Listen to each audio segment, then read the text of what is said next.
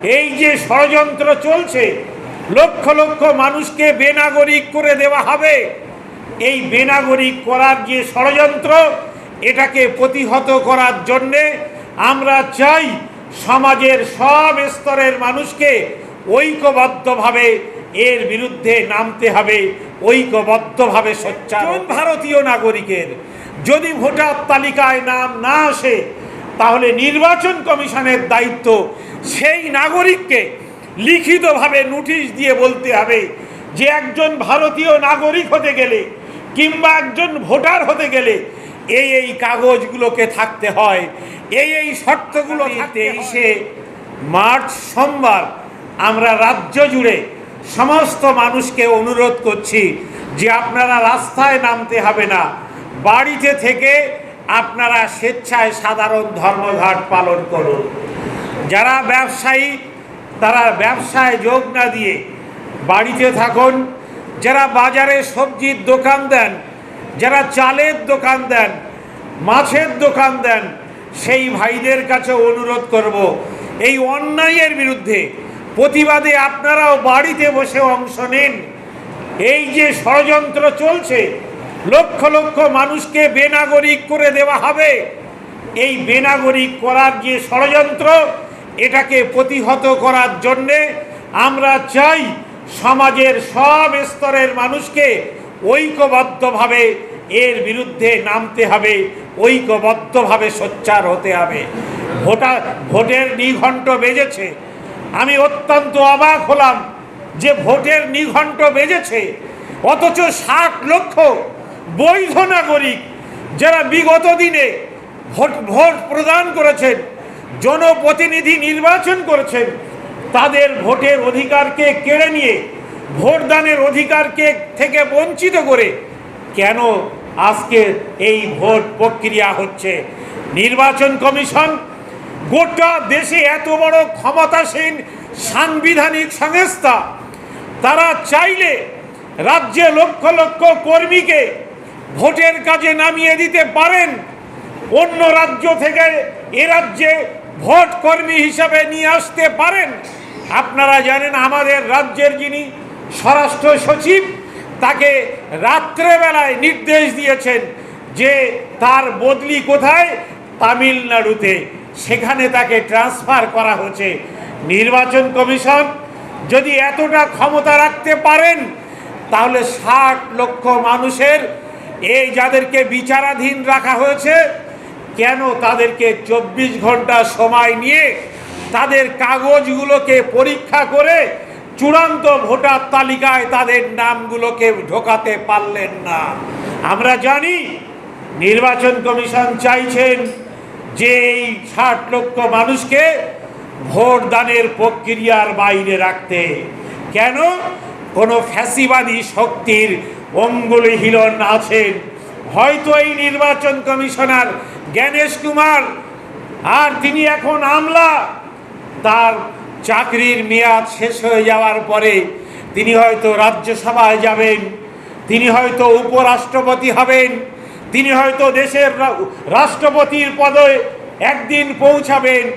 এই লোভে যদি আজকের ক্ষমতাসীন সাংবিধানিক সংস্থার যারা প্রধান, তারা এই প্রধান দায়িত্বে বসে তারা যদি গণতন্ত্রকে হত্যা করেন, তারা যদি সাধারণ মানুষের ভোটাধিকারকে কেড়ে নেন, তারা যদি দেশের নাগরিকদের সাংবিধানিক অধিকার নাগরিকত্ব নিয়ে যদি প্রহসনে পরিণত করেন, তাহলে সেটা গণতন্ত্রের পক্ষে, স্বাধীন ভারতের পক্ষে এক মহান লজ্জাজনক অধ্যায় হবে। তাই আমরা নির্বাচন কমিশনার জ্ঞানেশ কুমারকে অনুরোধ করব যে আপনি সংবিধানের কাছে দায়বদ্ধ, আপনি বিজেপির কাছে দায়বদ্ধ নন, আপনি কংগ্রেসের কাছে দায়বদ্ধ নন, আপনি তৃণমূলের কাছে দায়বদ্ধ নন, আপনি সিপিএমের কাছে দায়বদ্ধ নন, আপনি কোনো স্বীকৃত রাজনৈতিক দলের কাছে কিন্তু দায়বদ্ধ নন, আপনি দায়বদ্ধ ভারতের পবিত্র সংবিধানের কাছে।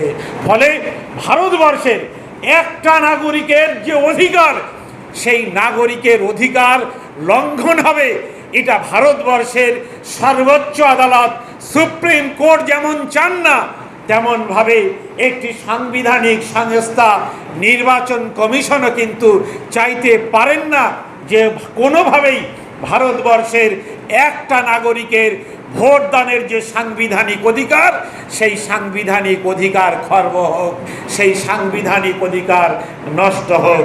তাই আজকে আমরা যেমন আগামী 23শে মার্চ সোমবার রাজ্য জুড়ে সাধারণ ধর্মঘটের ডাক দিয়েছি, তার পাশাপাশি আমরা নির্বাচন কমিশনের কাছে আপনাদের মতো সাংবাদিক বন্ধুদের মাধ্যমে এই মেসেজ দিতে চাইছি, নির্বাচনের আগে প্রত্যেকটি নাগরিকের কাগজ যদি যত রকমভাবে পরীক্ষা করতে হয় তাদের পরীক্ষা করা হোক, এবং পরীক্ষা করার পরে তাদের চূড়ান্ত ভোটার তালিকায় নাম বার করা হোক। একজন ভারতীয় নাগরিকের যদি ভোটার তালিকায় নাম না আসে, তাহলে নির্বাচন কমিশনের দায়িত্ব সেই নাগরিককে লিখিতভাবে নোটিশ দিয়ে বলতে হবে যে একজন ভারতীয় নাগরিক হতে গেলে কিংবা একজন ভোটার হতে গেলে এই কাগজগুলোকে থাকতে হয়, এই শর্তগুলো থাকতে হয়। আপনি জসিমউদ্দিন, আপনি কলিমউদ্দিন, আপনি হেমন্ত, আপনি বিশ্ব শর্মা, আপনি সুকৃতি, আপনার এই কাগজ না থাকার কারণে আপনার নামটি ভোটার তালিকায় রাখা যাচ্ছে না। এইটা জবাবদিহি করার দায়িত্ব নির্বাচন কমিশনের। আমরা দাবি করছি কোনো একটা মানুষের নাম যদি ভোটার তালিকা থেকে বাদ দিতে হয়, নির্বাচন কমিশনকে পরিষ্কার করতে হবে যে কেন ওই ব্যক্তিটির নাম ভোটার তালিকায় রাখা যাচ্ছে না। তা না হলে প্রত্যেকটি মানুষকে ভোটার তালিকায় রাখতে হবে। যদি নির্বাচন কমিশন মনে করেন যে এত অল্প সময়ের মধ্যে প্রত্যেকটি মানুষের কাছে এই জবাবদিহি করা সম্ভব নয়, তাহলে আপনাদের মাধ্যমে আমরা দাবি জানাচ্ছি, তাহলে যে খসড়া ভোটার তালিকা প্রকাশ হয়েছে প্রত্যেকটি মানুষের ম্যাপিংয়ে মেলানোর জন্যে, আপনারা দেখেছেন যারা স্থানান্তরিত হয়ে অন্যত্র গিয়েছেন, তারা ম্যাপিং করেনি, ফলে তাদের নাম খসড়া ভোটার তালিকায় আসেনি। যারা ইতিমধ্যেই মৃত্যুবরণ করেছেন তাদের নাম খসড়া ভোটার তালিকায় আসেনি, কিন্তু যারা ম্যাপিং করেছেন তাদের সকলের নাম খসড়া ভোটার তালিকায় এসেছে। তাহলে এই খসড়া ভোটার তালিকাকে চূড়ান্ত ভোটার তালিকা হিসাবে ঘোষণা করে প্রত্যেকটি নাগরিকের ভোটদানের অধিকারকে সুনিশ্চিত করেই পশ্চিমবঙ্গে বিধানসভা নির্বাচন করতে হবে। আর যদি নির্বাচন কোনো মানুষের অধিকার যদি কেড়ে নিতে হয়, তাহলে নির্বাচন কমিশনকে সেই মানুষের কাছে জবাবদিহি করতে হবে যে এই কারণের জন্যে আপনাকে আমরা ভোট দিতে দেওয়ার অধিকার করতে সুনিশ্চিত করতে পারছি না। আপনি জেনে রাখবেন, একটা মানুষের নাগরিক অধিকার যদি খর্ব করা হয় তাহলে ভারতবর্ষের গণতন্ত্রকে হত্যা করা হবে। একটা মানুষের নাগরিক অধিকারকে যদি হরণ করা হয় তাহলে ভারতবর্ষের 130 কোটি মানুষের গণতান্ত্রিক অধিকার হরণ করা হবে। ওরা হিন্দুরা, ওরা মুসলিম, জিজ্ঞেসে কোনজন, কান্ডারি বলো, ডুবিছে মানুষ। আমরা মনে করি নির্বাচন কমিশন এই ঔদ্ধত্যপূর্ণ সিদ্ধান্তের মধ্য দিয়ে ভারতবর্ষের গণতন্ত্রকে এক টলমলে নৌকা এনে দাঁড় করিয়েছেন। আমরা এটাকে সমর্থন করতে পারি না। আমরা মনে করি যারা ওপার বাংলা থেকে দেশভাগ হওয়ার কারণে এসেছিলেন তিনি অবশ্যই হিন্দু ভাই, মুসলমান নন। যারা দেশভাগের কারণে ওপার বাংলা থেকে হিন্দু ভাইরা এপার বাংলায় এসেছেন, এপার বাংলা থেকে মুসলমান ভাই যারা মনে করেছেন তারা ওপার বাংলায় চলে গিয়েছেন, তাদের নাম বর্তমান যে বাংলাদেশের ভোটার তালিকায় তাদের নাম আছে। কিন্তু এপারে বাংলায় যারা থেকে গিয়েছেন মুসলমান, তারা এপার বাংলার ভূমিপুত্র, তাদের কিন্তু কোনোভাবেই নাম বাদ দেওয়া যায় না। তারপরেও যদি মনে করেন যে কারো নাম বাদ দেবেন, নির্বাচন কমিশনকে কিন্তু জবাবদিহি করতে হবে। ওপার বাংলা থেকে যে হিন্দু ভাইরা এসেছেন, আমরা দাবি করছি প্রত্যেকটা হিন্দু ভাইকে কোনোভাবে কোনো প্রশ্ন ছাড়াই এই পশ্চিমবাংলার ভোটার তালিকায় সে মতুয়া হতে পারেন, দলিত হতে পারেন, কিংবা অন্য কোনো তাদের টাইটেল থাকতে পারে, তাদেরকেও কিন্তু পশ্চিমবাংলার ভোটার তালিকায় নির্দ্বিধায় নাম রাখা হোক। এই দুটো বাংলা ভাগের জন্যে ওপার বাংলার হিন্দু ভাইরাও যেমন দায়ী নয়, এপার বাংলার মুসলমান ভাইরা দায়ী নন। সাধারণ ভারতীয় মানুষ কিন্তু কোনোভাবে এই বাংলা ভাগের সিদ্ধান্ত নেননি। বাংলা ভাগের সিদ্ধান্ত নিয়েছিলেন যারা রাজনৈতিক নেতা, তারা রাজনৈতিক নেতারা বাংলা ভাগের সিদ্ধান্ত নেবেন, আর সেই সিদ্ধান্তের কারণে সাধারণ মানুষকে ভোগান্তির শিকার হতে হবে। এটা কিন্তু সাধারণ মানুষ হিসাবে, গণতন্ত্র প্রিয় মানুষ হিসাবে আমরা কোনোভাবে তা বরদাস্ত করতে চাই না, কোনোভাবে মেনে নিতে চাই না। তাই আমাদের দাবি, ওপার বাংলা থেকে যে সমস্ত হিন্দু ভাইরা এসেছেন তাদের প্রত্যেকের নাম ভোটার তালিকায় সুনিশ্চিত করা হোক।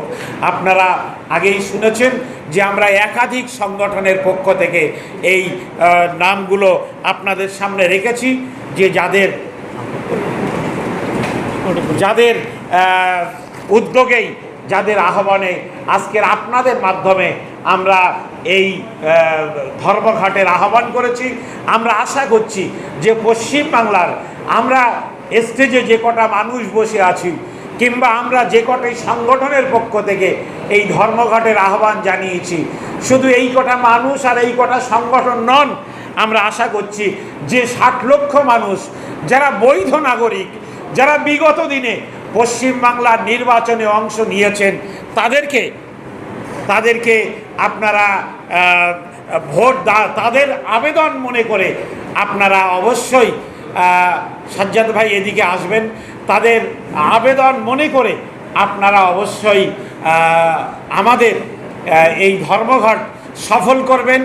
আর কেউ আপনাদের ছেলের মতো, কেউ আপনাদের বাবার মতো, কেউ আপনাদের মায়ের মতো, কেউ আপনাদের বোনের মতো। ফলে 60 লক্ষ মানুষের আবেদন মনে করে পশ্চিমবাংলার সমস্ত মানুষের কাছে আমরা আবেদন করছি যে আপনারা অবশ্যই এই ধর্মঘটে অংশ নেন। যে পেশার মধ্যে আছেন তারা অবশ্যই এই ধর্মঘটে অংশ নেবেন। ইতিমধ্যে যারা আহ্বানে অংশ নিয়েছেন আমাদের সারোয়ার ভাই তাদের নামগুলো পড়ে দেবেন। ইতিমধ্যে আমাদের জমিয়তে উলামায়ে বাংলা ফুরফুরা শরীফের যিনি বড় সংগঠন, তার সম্পাদক জনাব সৈয়দ সাজ্জাদ হোসেন সাহেব তিনি এসেছেন, এবং এই সংগঠনের যিনি সভাপতি পীর আল্লামা ইমরান উদ্দিন সিদ্দিকী সাহেব, তিনি এই বন্ধকে, এই সাধারণ ধর্মঘটকে সমর্থন জানিয়েছেন। এবং আমাদের আরেক পীরজাদা ভাই পীরজাদা সোহবান সিদ্দিকী সাহেব, তিনিও কাছাকাছি চলে এসেছেন। ফলে আবার একটাই আমাদের প্রেস কনফারেন্স শেষ করতে হবে। আমি এখন সাজ্জাদ ভাইকে কিছু বলার জন্যে অনুরোধ করছি সংক্ষেপে। বলেন আপনি, এবং আপনি সারোয়ার ভাই আর ইয়ে করবেন ওইটা।